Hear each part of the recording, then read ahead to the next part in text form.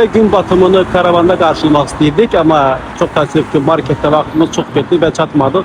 Gün batımını marketin karşısında karşıladık. Ama gün batımını denizin kenarında karavanda karşılamağı her birinize tövsiye ederim. Artık az kalıp karavana çatırıq ve bugün size karavanda bir günümüz necə keçir onu göstereceğim.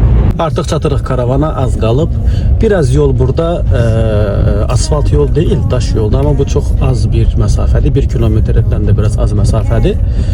Gün batımına çatmadık ama ayın çıxışına çatdıq. Gedirik karavanda istirahat edirik ve size göstereyim ki bir günde karavanda istirahat necə olur.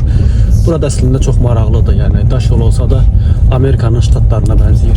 Ve geldik çatdıq denizin kenarına. Gördüğünüz gibi arkada çok qəşəng bir mənzərə, güneşin batması ve qabağımızda deniz, ay.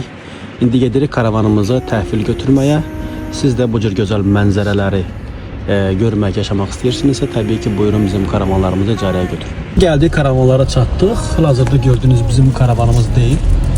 Ama bu karavanı da icarəyə götürebilirsiniz. Biz gedirik öz karavanımıza tərəf. Bu da növbəti karavandır. Burada karavanlar çoxdur. İstediğiniz karavanı seçebilirsiniz. Hansını istəyirsinizsə. Hardasa 7-8 tane karavan var. Birbirinin yanında olan karavanlar da var. Ayrı-ayrı olan karavanlar var.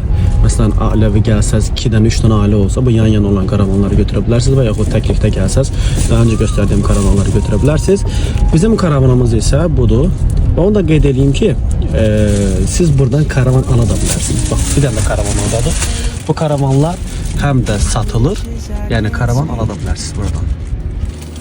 Ve biz yaxınlaşırıq öz karavanımıza. Gördüğünüz gibi çok qəşəng rəngli bir karavanımız var. Biz bugün bu karavanda istirahat edəcəyik.